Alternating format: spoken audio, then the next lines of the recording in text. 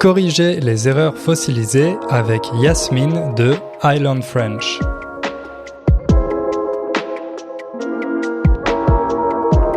Salut à toutes et à tous, je suis ravi de vous retrouver aujourd'hui pour un épisode un peu spécial parce que je suis accompagné d'une autre prof que vous connaissez peut-être qui s'appelle Yasmine. Salut Yasmine.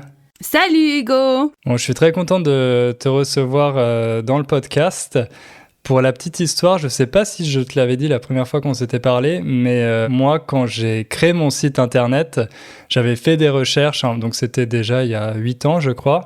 J'avais fait des recherches un peu, une analyse de la concurrence pour trouver d'autres profs, voir leur site, et j'étais tombé sur le tien et j'étais très, très impressionné. Donc, à l'époque, je crois que tu avais plusieurs profs aussi qui travaillaient pour toi, donc ça avait l'air d'être une grosse école, et je crois que tu donnais des cours notamment au Parlement européen ou peut-être à des députés européens aussi, parce que tu vivais à Bruxelles. Oui, donc j'ai donné des cours au Parlement européen. L'école était accréditée au Parlement. Ok. Donc voilà, j'étais vraiment super impressionné. Donc je suis très content de te recevoir aujourd'hui dans le podcast. Peut-être qu'avant de parler de notre sujet, donc vous l'avez entendu dans le titre, on va parler de fossilisation. On va faire un peu d'archéologie. Peut-être que tu pourrais nous parler de ton parcours. Comment tu es devenu prof de FLE ? Alors, je suis devenue prof de FLE un peu par hasard. J'habitais à l'époque, il y a très longtemps maintenant, il y a plus de 20 ans, à Madrid, en Espagne, et j'ai une amie qui donnait des cours de français langue étrangère comme job alimentaire. Elle n'avait pas du tout de vocation ni de formation, mais étant donné qu'elle était native et qu'à l'époque, mais encore maintenant, il y a beaucoup d'écoles qui embauchent des professeurs à partir du moment où ils sont natifs, elle m'avait demandé de la remplacer. J'avais refusé au début en disant hors de question, moi je déteste l'école et donc sûr et certain je ne serais pas une bonne professeure. Et elle m'a dit, écoute, c'est hyper important, moi je peux pas donner ce cours, mais pour l'élève qui va passer un examen, elle doit avoir ce cours, donc si t'es mon ami, tu dois m'aider, remplace-moi. Elle t'a mis le couteau sous la gorge. Un ultimatum extrême, et en fait, donc elle m'a dit, voilà, tu prends un article du journal Le Monde, parce que l'élève, elle a un niveau assez avancé, et tu lui poses des questions sur l'article. Donc j'ai suivi à la lettre ses explications, et j'ai adoré donner ce cours, alors que j'avais vraiment refusé plusieurs fois. Et mon aventure avec l'enseignement du FLE a commencé comme ça. Donc cette amie m'a donné la copie de son livre de grammaire que beaucoup de personnes connaissent, le livre bleu de Clé internationale, la grammaire progressive. Depuis, j'en ai acheté beaucoup. Donc j'ai toujours la copie de ce livre en souvenir. Et j'utilise toujours cette méthode encore aujourd'hui, 20 ans plus tard. Elle n'a pas continué, elle, dans le FLE. Mais moi, oui. Et donc après, je suis partie de Madrid. Je suis retournée à Bruxelles, où j'ai grandi. Et de là, j'ai commencé à donner des cours particuliers. Après, j'ai commencé à avoir des cours, des demandes d'institutions et d'organisations et d'entreprises. Donc, j'ai commencé à donner des cours, donc, notamment au Parlement européen. J'ai eu Google comme client, les Nations Unies. Et puis, en 2016, je suis partie m'installer à Paris pour conquérir le marché parisien. Et depuis, il y a eu plein de choses, mais en règle générale, depuis les 20 dernières années, j'ai toujours enseigné le français, que ce soit des cours particuliers, des cours en groupe, et aussi avec mon podcast depuis bientôt 6 ans maintenant. Et quel format il a ton podcast, quel sujet tu abordes dedans ? Alors le podcast a changé au cours des années, mais j'imagine que c'est aussi la même chose pour toi. Donc quand j'ai commencé, j'expliquais un petit peu la grammaire, j'expliquais quelques aspects de vocabulaire, et puis après 3 ans, j'ai commencé à mettre en place aussi des interviews avec des personnes qui connaissent des sujets que je ne maîtrise pas du tout, en sachant par exemple que je peux faire des épisodes solo sur certains sujets, mais je préfère inviter quelqu'un qui sait plus que moi, et tout en continuant moi-même à apprendre. Donc le rythme à présent, ça peut encore changer, c'est un épisode solo, une interview et un épisode privé pour les membres du club, et c'est tous les jeudis à 11h, heure de Paris, il y a un épisode qui sort. Et comment ça s'appelle ? Le français avec Yasmine. Ok, le français avec Yasmine. Et ton site internet, par contre, c'est Island French, pardon. Islandfrench.eu, je me fais toujours critiquer pour ma prononciation en anglais. Donc c'est j'apprends le français, mais en anglais. Ok, ok, super. Justement, par rapport à ce parcours, donc toi, ça fait plus de 20 ans maintenant que tu enseignes le FLE. Est-ce que tu avais des convictions au début qui ont évolué, des choses sur lesquelles tu as changé d'avis au cours de ta pratique et puis avec tes expériences? J'ai eu plein de convictions. Bon, déjà que on n'avait pas d'accent, donc c'est quand je suis arrivée à Paris, on m'a bien fait comprendre que j'avais un accent, alors que en étant à Bruxelles, j'étais convaincue que j'en avais pas du tout.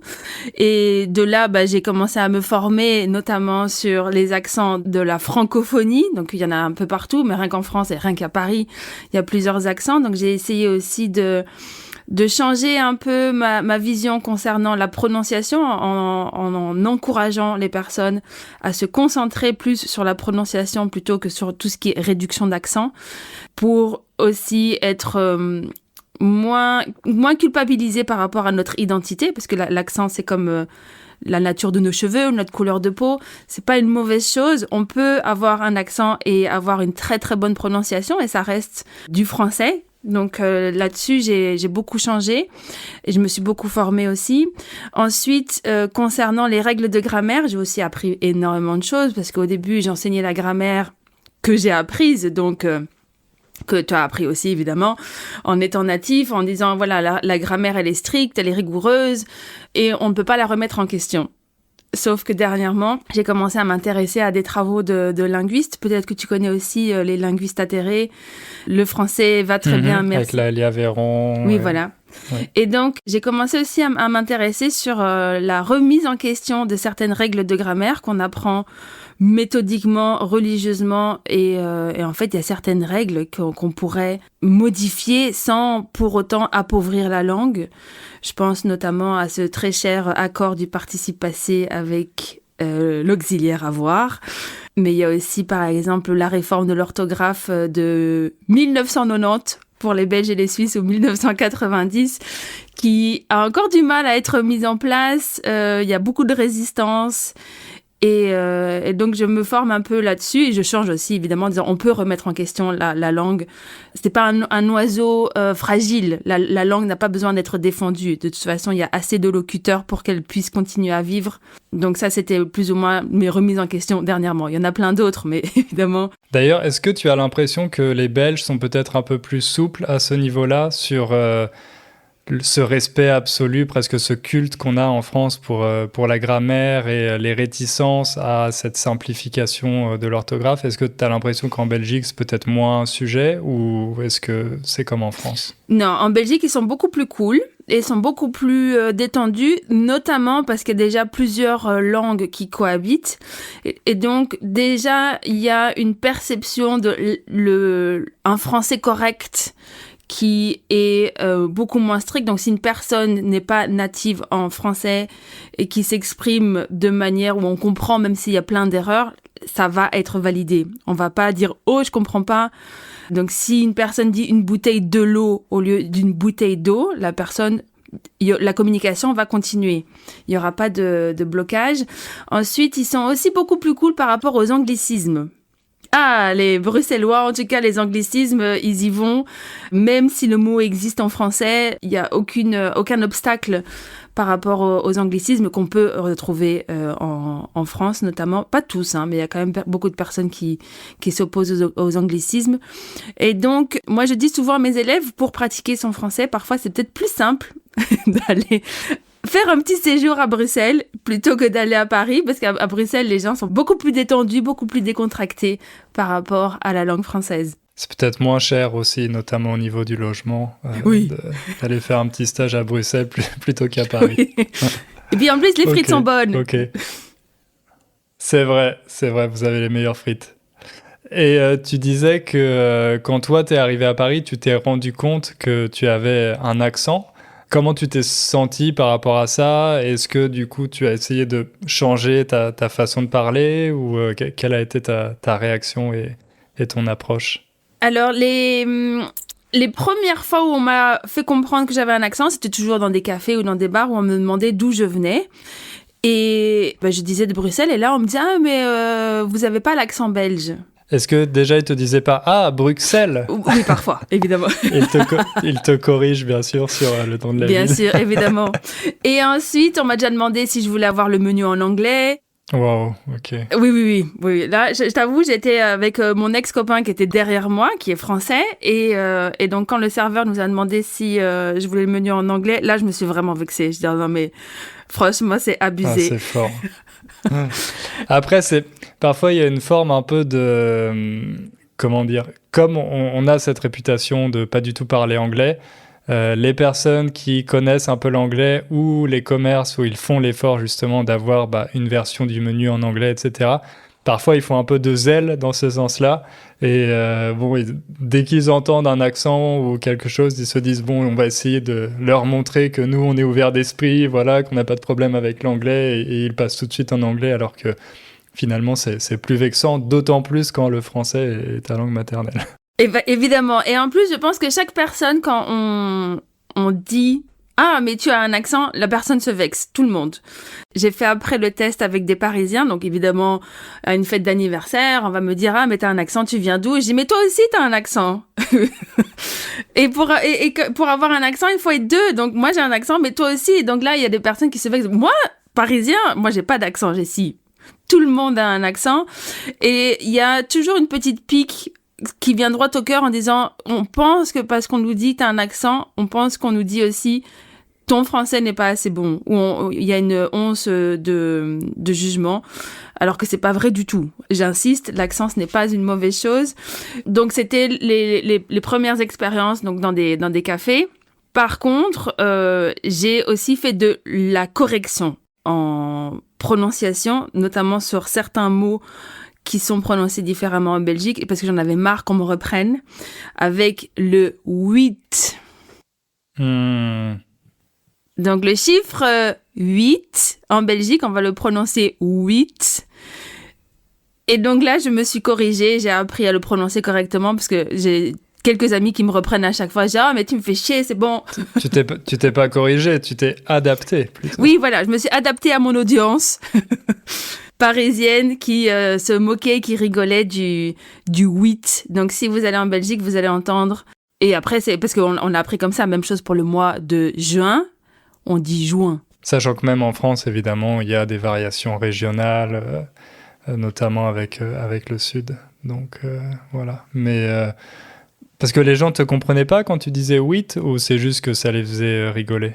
Oh, ça les faisait rigoler. Mais non, ils comprenaient. Okay. C'est ça aussi. En général, ils comprennent très très bien, mais c'est juste pour faire une remarque. Ok, donc voilà, il y a des choses où tu t'es dit, bon, ça me fatigue un peu de devoir raconter toute l'histoire à chaque fois, ou t'as pas envie de parler de ce sujet, donc tu t'es adapté, et voilà. Ok, je... Oui, on s'adapte à son audience. Donc voilà, même les francophones natifs se font reprendre par d'autres natifs.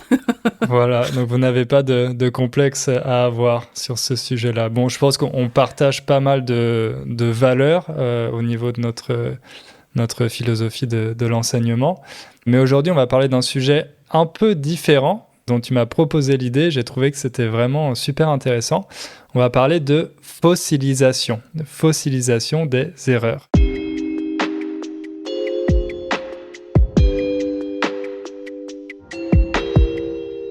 Peut-être pour commencer, est-ce que tu peux nous expliquer ce que c'est la fossilisation ? La fossilisation, en fait, donc ça vient du mot fossile. Donc on va, comme tu as dit au début de l'épisode, faire un peu d'archéologie. La fossilisation des erreurs, ce sont des erreurs qui restent dans notre cerveau, et notre cerveau pense que ce qu'on dit est correct. Et comme le cerveau pense que c'est correct, c'est très difficile de désapprendre, c'est beaucoup plus long, et ça, c'est un processus qui arrive dans l'apprentissage, notamment quand on bâcle ou on survole certains aspects de l'apprentissage. Ça peut être de la grammaire, mais ça peut être aussi de la prononciation. Et comme le cerveau est convaincu que c'est correct, en fait, le cerveau n'entend plus la version correcte et la version qui n'est pas correcte, et donc ça se fossilise et ça reste dans le long terme. Et il y a évidemment des raisons pour lesquelles ça arrive, et il y a aussi évidemment des solutions. Ok. Et est-ce que tu peux donner peut-être des exemples concrets d'erreurs fossilisées que toi tu as pu voir avec tes élèves ? Ça peut être, par exemple, j'ai allé au lieu de je suis allé, j'ai prendu, donc ça c'est les plus extrêmes au lieu de j'ai pris. J'entends souvent aussi j'ai départi au lieu de je suis parti, donc aussi parfois des mots qui sont des mots anglais departure qui vont être ramenés francisés. Et ensuite, ça va être aussi par exemple des mots qui sont prononcés alcool ou alcool au lieu de alcool. Et ça va aussi dépendre de la langue maternelle de la personne. Donc, par exemple, l'exemple alcool pour les anglophones qui prononcent le H. Mais alcool, ça peut être aussi pour les personnes qui parlent espagnol. Moi aussi, c'est vrai que quand je donnais des cours particuliers, il y avait des erreurs comme ça que j'observais entre mes différents élèves polonais. Donc, où tout de suite, même au début, quand je parlais pas trop polonais, comme je voyais cette erreur récurrente, je me disais que ça devait être lié à la langue maternelle. Et j'avais un élève, par exemple, qui avait un niveau très, très avancé, qui était vraiment niveau C2, qui parlait super bien français, qui avait un vocabulaire très riche. Mais à chaque leçon, il disait théorétiquement au lieu de théoriquement. Parce qu'en polonais, c'est teoretycznie, en anglais aussi, c'est theoretically. Et à chaque leçon, je le corrigeais, et à chaque leçon, quasiment, il continuait de faire l'erreur, et ça a duré pendant peut-être 2 ans. Donc, c'est là que cet aspect de fossilisation, il est vraiment vraiment évident, en fait, parfois, avec certains types d'erreurs. Donc, tu dis qu'au niveau des causes, une des causes, ça peut être effectivement la langue maternelle. Est-ce qu'il y a d'autres causes de fossilisation des erreurs ? Il y a un phénomène qui est très intéressant et je pense qu'on est tous concernés, les professeurs et aussi les personnes qui apprennent des langues étrangères, c'est la pandémie. Donc, les confinements nous ont encouragés à apprendre des langues, notamment grâce ou à cause de, je ne sais pas, les applications.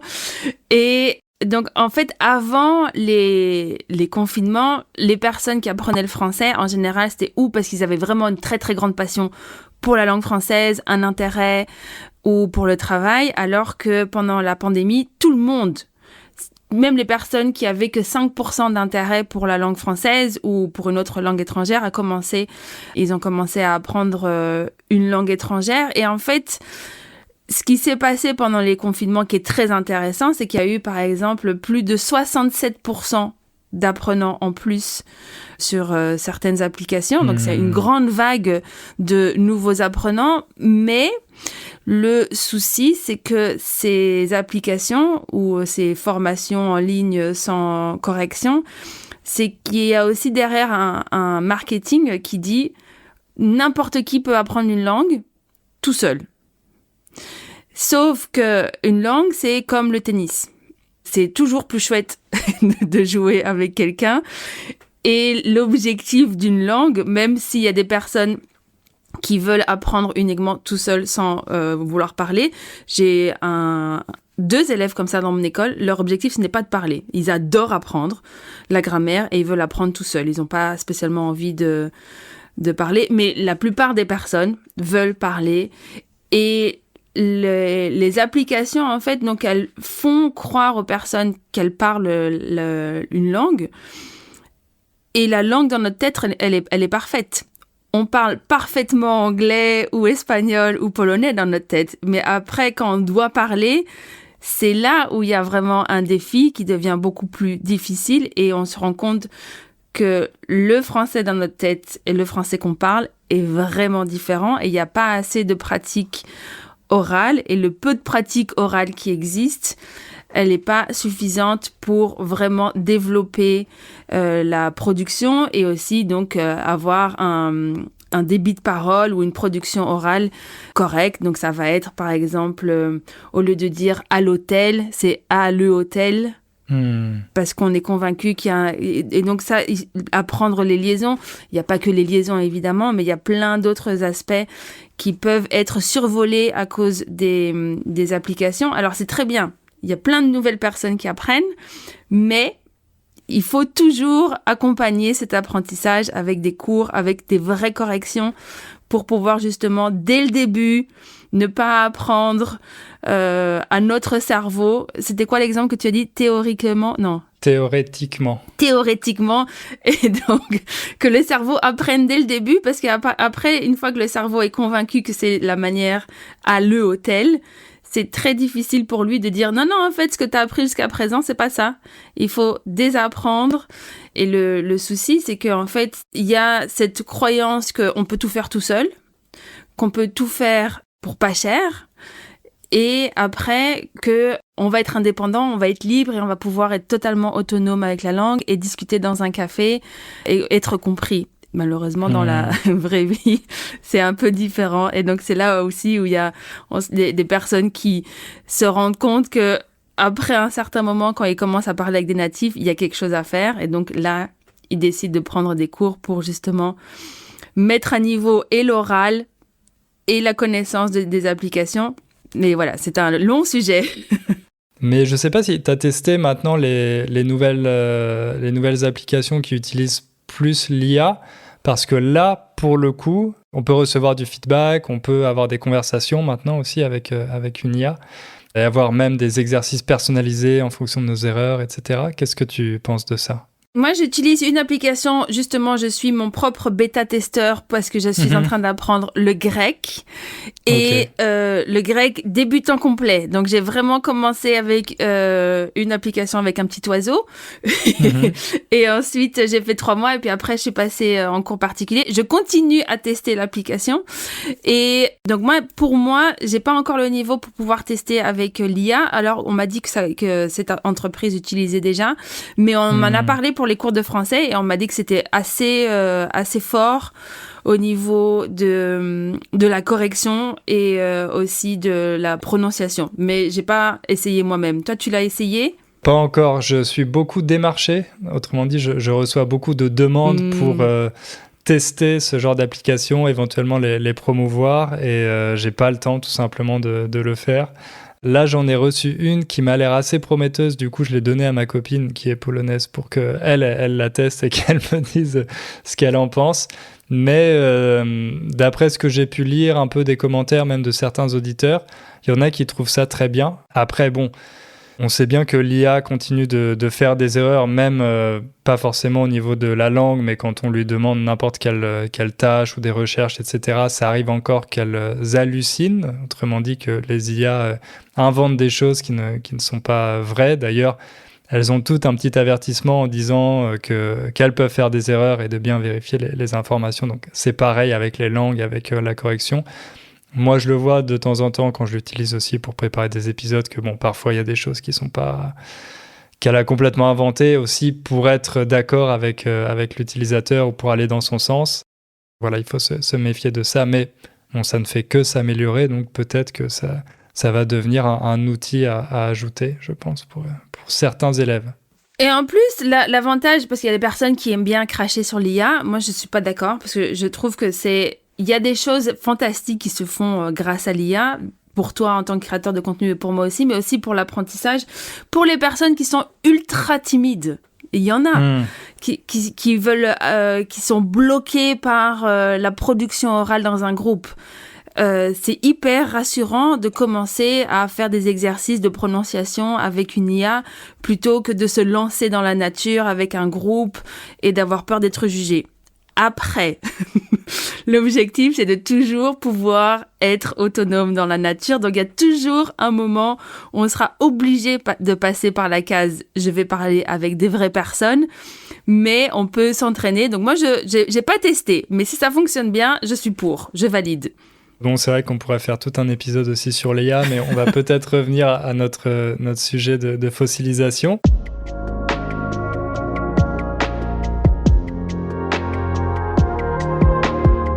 Est-ce que c'est un problème qui concerne un niveau en particulier ? Est-ce que c'est plutôt, par exemple, les élèves débutants ou est-ce que c'est quelque chose qui concerne un peu tous les niveaux ? Je dirais que ça concerne plutôt les A2, B1, donc les personnes qui sont au niveau du plateau, là où on a l'impression de plus progresser parce qu'on fait toujours la même chose. Et quand tu disais justement, par exemple, que les progrès ne sont pas linéaires, forcément, de 0 au niveau intermédiaire, si on est régulier en français, les progrès sont vraiment fantastiques, parce qu'on passe vraiment de « je ne parle pas du tout français » à « je peux même parfois comprendre des paroles de chansons » ou écouter ton podcast, des choses comme ça. Mais le souci, c'est toujours aussi au niveau A2, B1, où là, on est face à beaucoup d'éléments de grammaire, parfois un peu trop, et on se dit, bon, je vais mettre cet élément de côté, ou je vais mettre ce chapitre de côté pour pouvoir aller plus vite. Il y a des professeurs aussi qui sont coupables, attention. Donc des professeurs qui disent, voilà, on a vu le passé composé, faites bien vos exercices à la maison, et la semaine prochaine, on fait l'imparfait. Et donc, le fait de survoler, de vouloir aller trop vite dans certains aspects de conjugaison ou de grammaire, vont aussi encourager la fossilisation des erreurs. Attention, on parle de fossilisation des erreurs. Il faut faire des erreurs pour progresser. Donc, on n'est pas en train de dire qu'il faut pas faire d'erreurs. C'est obligatoire. Passer par la case « je me trompe » pour progresser. Je sais qu'on déteste faire des fautes et tout ça, mais c'est vraiment indispensable pour aller plus loin, parce que quand on essaye, on se trompe, on apprend, on réajuste, on répète, et c'est comme ça qu'on peut aller beaucoup plus loin. Mais donc je dirais qu'il y a le fait de vouloir aller trop vite dans la grammaire, donc ne pas faire Moi, je l'ai vu par exemple avec des élèves à qui j'ai donné les devoirs et qui n'ont pas voulu les faire. Et je le dis à chaque fois, les devoirs, c'est pas rigolo. C'est pas drôle. On n'a jamais envie de faire nos devoirs. Mais par contre, si on les fait sérieusement, rigoureusement, on ne devra plus jamais les faire. Par contre, si on refuse de les faire en disant « Ah non, ça va rentrer tout seul », c'est là où en fait on fossilise, parce qu'en fait on va apprendre des choses qui ne sont pas correctes et notre cerveau va être convaincu que ça passe, alors que ça passe pas du tout. Donc, par exemple, je visite ma grand-mère. Classique. Un classique. J'ai rendu visite à ma grand-mère. Donc, on peut éviter la fossilisation si, dès le début, on a quand même une structure mise en place et qu'on accepte qu'il y a un moment dans l'apprentissage où ça va pas être tout rose.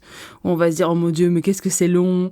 On peut comparer ça un peu à un marathon. J'ai jamais couru de marathon justement pour ces raisons-là, en disant, après 2 heures, on se dit, mais mon Dieu, mais pourquoi je me suis inscrit? Et en fait, le niveau intermédiaire A2, B1, où on commence tout doucement à toucher le subjonctif, c'est un peu les 2 heures du marathon. On se dit, mais qu'est-ce qui s'est passé?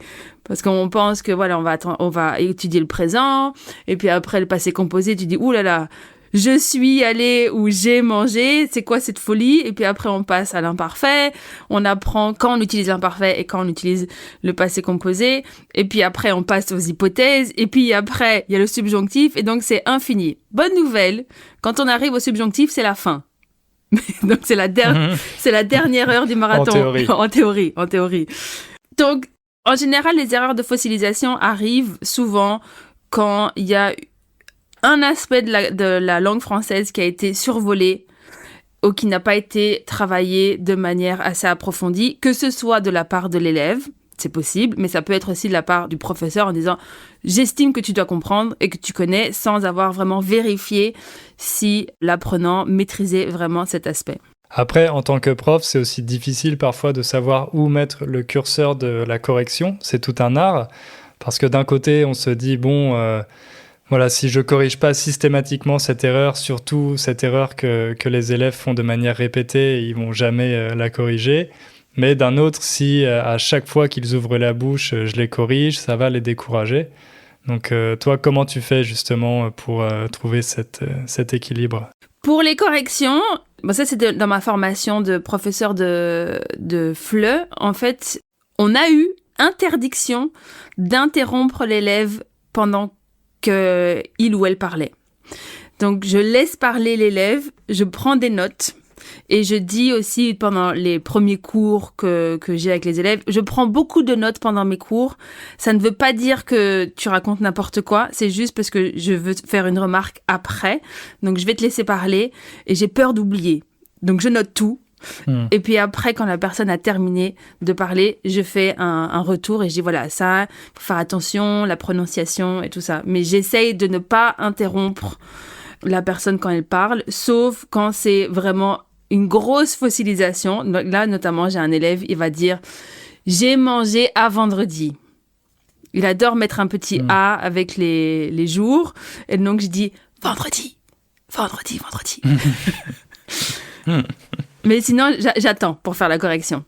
Ok, donc tu fais à la fin du cours, tu fais un peu un récapitulatif, un résumé de toutes des principales erreurs, c'est ça? Ça peut être à la fin du cours ou après chaque sujet. Donc par exemple, qu'est-ce que tu as fait le week-end dernier?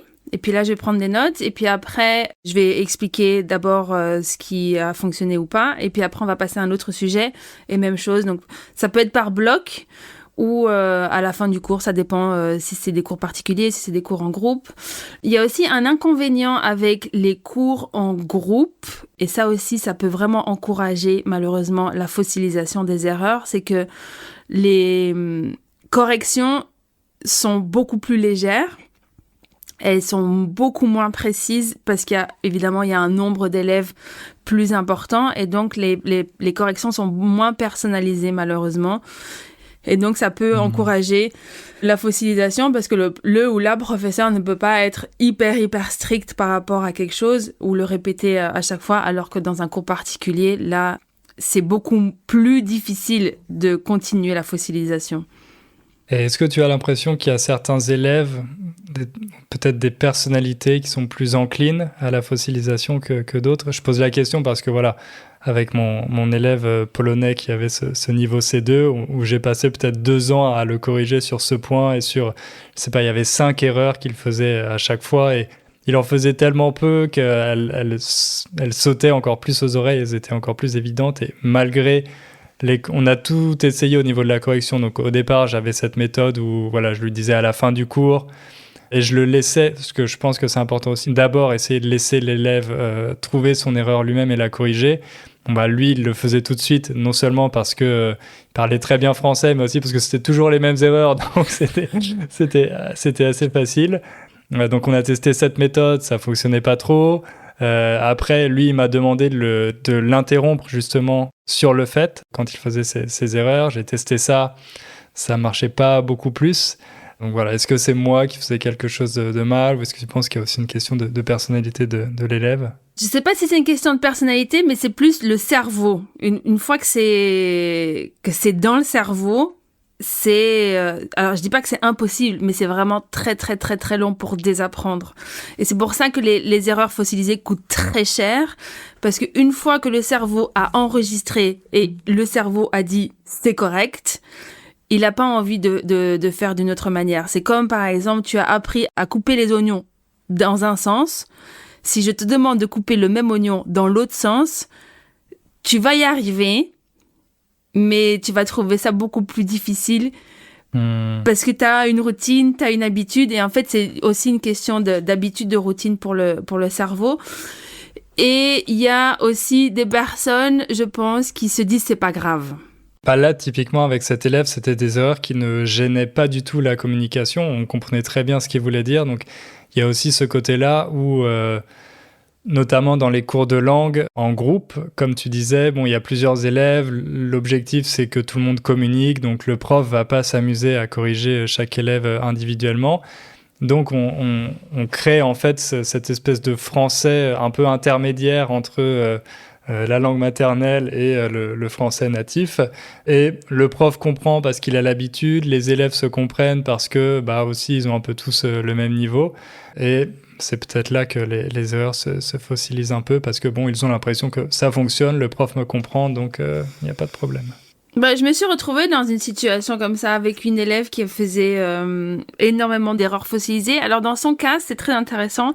Elle avait pris des cours quand elle venait d'arriver à Paris. Ça fait quelques années qu'elle est à Paris en ce moment.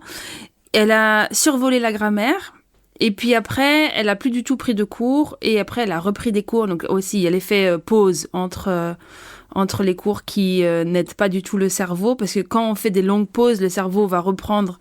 C'est comme un élastique. Donc, il va reprendre la position initiale. Et donc, il faut un peu forcer aussi le cerveau à rester dans le bain de la langue pour pouvoir continuer à progresser. Et cette élève ne prenait que des cours en groupe et elle était avec une autre professeure et après j'ai récupéré son groupe et je lui ai fait des rapports de progression personnalisés où j'ai dit là, ça va pas du tout. Parce que moi, je comprends ce que tu dis, mais les francophones natifs ne vont pas comprendre. Donc, il faut absolument faire quelque chose pour la prononciation et je l'ai dirigé vers des professeurs qui étaient formés justement pour corriger la prononciation. Donc, c'était de l'école, comment ça s'appelle ? Phonetics, je ne sais pas si tu les connais. Ouais. Et j'ai dit, si tu veux corriger la prononciation, il faut absolument que tu le fasses avec des personnes qui sont formées.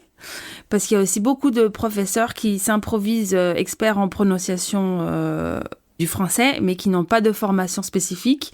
Pour avoir suivi la formation de Phonetics, je peux te dire que moi, francophone native, je ne savais absolument rien de la prononciation et de la correction phonétique. Donc, c'est quelque chose qui s'apprend. Et être natif, c'est évidemment pas du tout suffisant. Et donc, pour la correction et la défossilisation, c'est dur à dire, de la prononciation, il faut vraiment être accompagné de personnes qui a été formée. Donc, il faut vraiment pas hésiter à demander aux professeurs où ils ont été formés, s'ils ont été formés vraiment en prononciation. Ça élimine aussi drastiquement le choix parce qu'il y a énormément de professeurs de français, mais il y a moins de professeurs qui se sont spécialisés dans la correction de la prononciation.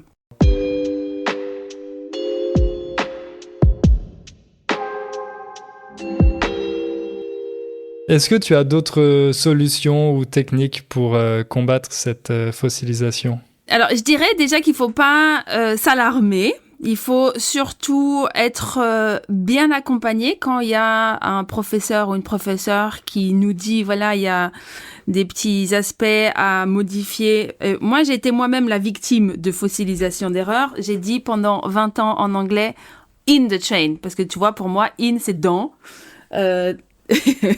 Et j'ai appris après 20 ans qu'en fait, on disait « I'm on the train ». Et donc, c'est beaucoup plus difficile pour moi de me corriger, mais je suis consciente. Donc déjà, être consciente de son erreur. Et donc, pour être conscient des erreurs qu'on peut faire, premièrement, c'est pas paniquer. Donc, ce n'est pas dire « Ouh là là, mon Dieu, mon français est catastrophique, je n'ai rien appris, c'est pas pour moi ».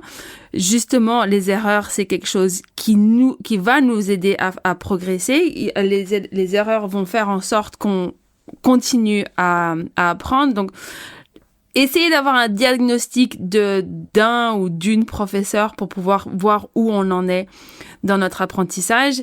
S'il y a un aspect de la langue qu'on n'aime pas du tout, ça veut probablement dire qu'il faut absolument le faire. Donc, les exercices de conjugaison, c'est pas drôle, mais si on n'a pas du tout envie de les faire, c'est que probablement ça va nous aider à aller plus loin dans la langue, à ne pas fossiliser des erreurs et donc continuer à progresser. Et si, par exemple, il y a des problèmes de conjugaison, ne pas hésiter à retourner et réviser certains aspects de la langue qu'on ne maîtrise pas ou qu'on a survolé. La langue est disponible tout le temps, donc c'est pas comme si c'était une course ou un train qu'on allait rater. On a le droit de retourner en arrière et ça veut pas dire qu'on est stupide ou qu'on apprend lentement, c'est juste que notre cerveau a besoin parfois de retourner, de revoir, de faire une pause pour pouvoir aller plus loin. On respire, on prend un verre d'eau, on revoit un petit peu ce qui n'a pas fonctionné pour pouvoir justement continuer notre course. Et si on apprend les aspects qu'on n'aime pas sérieusement, on ne devra plus jamais le faire. Mais je sais que sur le moment même, c'est pas drôle. Ok, super. Je pense qu'on va finir sur ces mots d'encouragement. C'était passionnant. Merci beaucoup, Yasmine.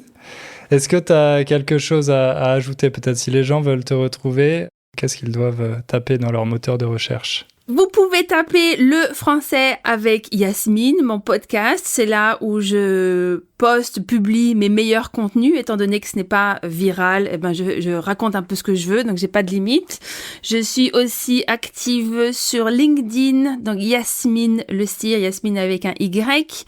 Je poste de temps en temps sur Instagram, mais c'est moins régulièrement que LinkedIn. Et mon podcast. Mon podcast, c'est vraiment mon chouchou. Ok, très bien. Donc, allez écouter le podcast de Yasmine. Merci beaucoup d'avoir répondu à cette invitation et de nous avoir parlé de fossilisation, Yasmine. Et puis, bon courage pour la suite. Merci beaucoup, Hugo. J'ai adoré cette interview avec toi. J'ai passé un très, très bon moment. Merci. Ciao. Ciao, ciao.